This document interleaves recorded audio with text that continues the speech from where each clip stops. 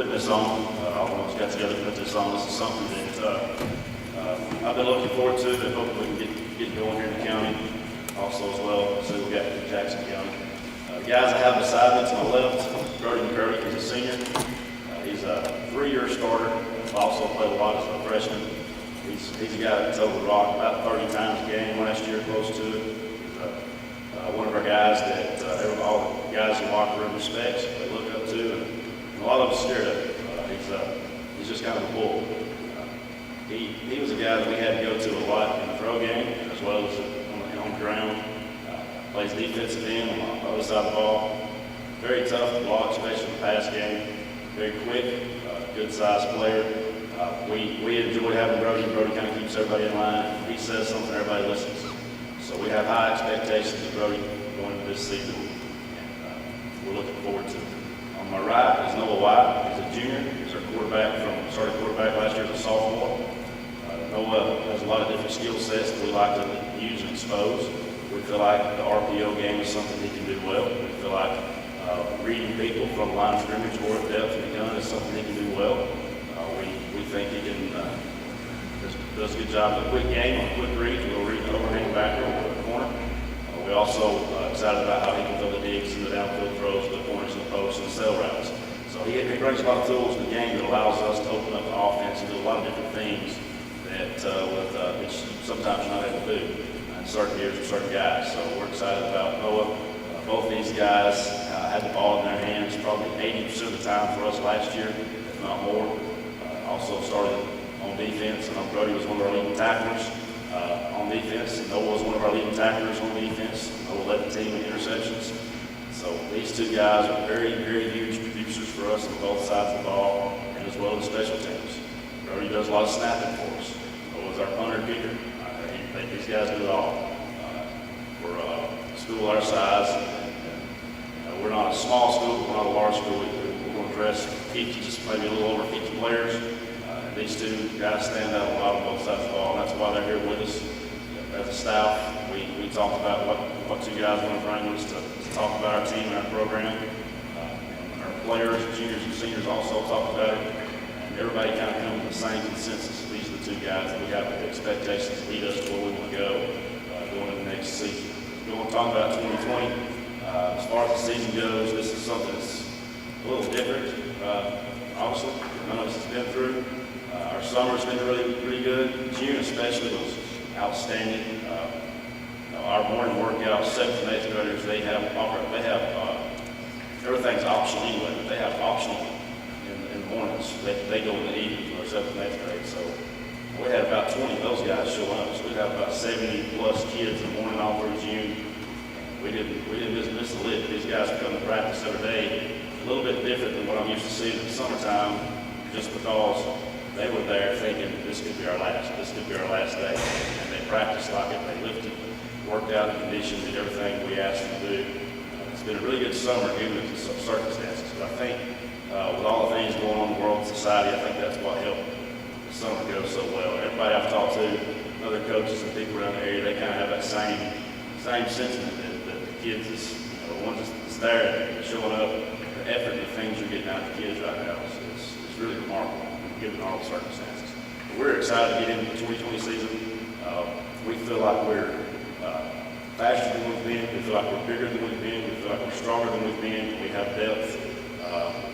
On the offensive side of the ball, we're returning 10 guys that started in some capacity, 8 that started all the time. About 70% of our offense is returning. On the defensive side of the ball, we got about 60% of that production coming back. About 9 guys that started at some point and 7 that started most all year. So we're excited to get the season started. These guys, the work that they've put in, the things that they do in the summer, the sweat, the blood, the heartache, and all that hard thing, coming in the morning, early in the morning, and all that work they do, to not be able to play would be a real travesty for these guys, especially these seniors. I'm going to open up and hope you can ask these players a lot of questions. I don't hear them talk. They don't talk a whole lot. They just kind of lead by example. Questions? Before Brody and Noah, Coach mentioned you guys there at the end leading by example. What are some of those things that you guys have done kind of throughout this whole process leading up to what will be August 1st tomorrow, finally getting into August? What's been some of those things you've kind of done to help your coach out, especially before the NCAA said you can officially work out? What did you guys do? How did you guys handle your teammates and kind of help keep the core together? Well, you know, you got to come to practice every day, just ready to go to work. If you're tired, you can't show it. Because, you know, you're upperclassmen there, you can't show if you don't want to be there, because, you know, you got to get everybody in the right mood, ready to go. Doing all your reps, making sure everybody else is doing all their reps, making sure everybody's running through the line. Because coach says a lot, great teams are player-led, not coach-led. Like if it's coach-led, the players don't want to be there. So that's really just the main thing to it. You know, just really holding everybody to high expectations. Just make sure they're doing everything right, going hard all the time. Just doing everything right. What Brody said, great teams are player-led and not coach-led. That's one thing we tell them every day after practice. Well, Coach, everybody knows Plainview has a strong tradition in football, and you know this better than anybody since you played here. I'm sure you love being back here. Do you think you have the foundation laid to get Plainview back to where they were before? I believe we do. I think this group of seniors is going to show that foundation. I'm very confident in being able to say that. I do believe that. We had, there's some things I'll mention, but we had a good group of seniors last year that led us in the correct direction and did things the right way to show the guys below them, this is the effort, this is the attitude you got to have at all times. Now these guys coming up and doing the same thing. They were shown by those leaders, their examples. We're just a lot stronger, a lot faster than what we have. I don't know if we had maybe one kid last year that ran under 5:04. We got 10, 12 guys now. It's under that, and we got 2 of them that really threw the faster kids I've ever had. Well, something that going through all this COVID and whatnot, I know these kids need football. It's good for them. They've been distracted, and like you were talking about, and every coach says this, that they're a lot more focused. But this is important for the community too. Your bands, your cheerleaders, people that comes to the ball games. They need this out too because everybody's been cooped up, can't go nowhere, can't go to school, can't do much of anything.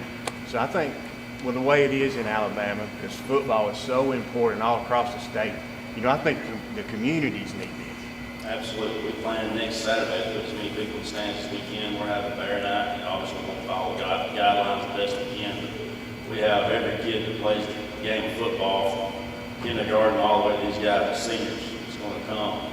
We're going to introduce each kid, get the families there, and get people back in the norm of coming into the stadium and being used to it and seeing it and thinking it's life. But we got to learn to live with this instead of being scared of it.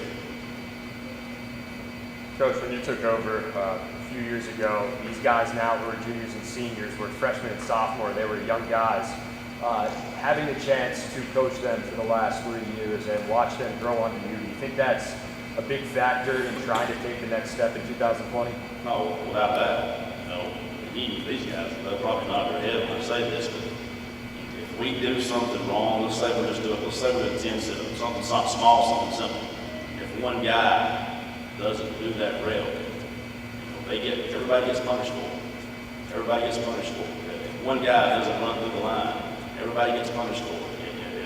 If the effort and the attitude is not where it's supposed to be, everybody gets punished for it. If I screw up, they screw up. If they screw up, we all screw up. It's a team game. So we have expectations. And first year as a group of guys didn't like those expectations. They really didn't. These guys have been around and they've bought in and they know we don't have to go in the weight room now and have our thumb directly on every single player and watch them. If somebody misses a rep, one of these 2 guys, or not just these 2, but some of the other guys, they're going to fix it before it has a chance to go in the wrong direction. But we were sticklers on that early. We're still sticklers on it, but we look for things to catch now to try to catch the kids messing up or skipping a rep or not running through the line or not doing the thing they're supposed to be doing. And we don't have a whole lot we have to repeat on. Maybe probably yesterday was the most. They had to do some push-ups for some guys that messed up yesterday, but other than that, it's it's been pretty smooth. And these guys, they finally figured out, hey, we gotta do it right. Y'all have showed what teamwork really is, but this is for the players. What are your individual goals and achievements for this season? Just to win. I agree, everybody just went out. That's another thing we talk about in the practice. You know, expectation of what you're intending. And that's it. Win. If we walk out of the field house and we start to hear those cleats clicking on that concrete, as the sun's setting in the background, those Friday night lights on, it's a different feeling. There's nothing like it more. There's nothing like it more. We're going out with one mindset. That's the win ball game. Well, this is for the players. Guys, your coach picked you two to be here today to represent this football team. What does it mean to you that he has that much confidence in you guys? It means a lot being a senior, you know, it's stuff you dream about as a kid in a small town like this, like everybody, you know, you always think about being that senior and being that junior quarterback, you know. And it means a lot that my teammates really pick me like that, but it also, I mean, it's nothing you should take lightly. You should be a leader, keep them on task, you know, and just follow up everybody's expectations. And like we've been saying the whole time, just do anything it takes to win. It means a lot, especially being a junior. There's a bunch of seniors I could be here. Just makes you feel good knowing you're leading by example. You just gotta come to work every day, keep pushing everybody else. It just feels good being here. Coach, to build on Rocco's question a moment ago about experience, with that experience, you mentioned earlier that you've got the guys you feel that it's going to take you in the direction you want to go in 2020. What exactly does Plainview Bear football have to do to go in that direction that you want to go? One thing that's been our Achilles heel the last 2 seasons has been turnover ratios. We got to take care of football. We got to take care of football. We were in the negative 2 years ago. I don't even want to say what the negative was we were in. What I mean by negative is the positive turnovers, takeaways created by the defense versus how many turnovers the offense has. And I don't want to dictate the number we were negative 2 years ago. Last year, we were even going into week 9 and 10. We went -4 and -4 week 9 and week 10. That was the difference in those games. And we lost a lot of games in the fourth quarter the year before because of turnovers. And we lost some late in the season last year because of turnovers. So as far as the attitude, the things we need to do, the work ethic the kids have, the biggest thing we got to do on the offensive side of the ball is take care of it. We got to take care of the football. On the defensive side, we got to create more turnovers. We got to be better at the small things, blocking, tackling, all that as well. But we got to secure them. We got to secure them.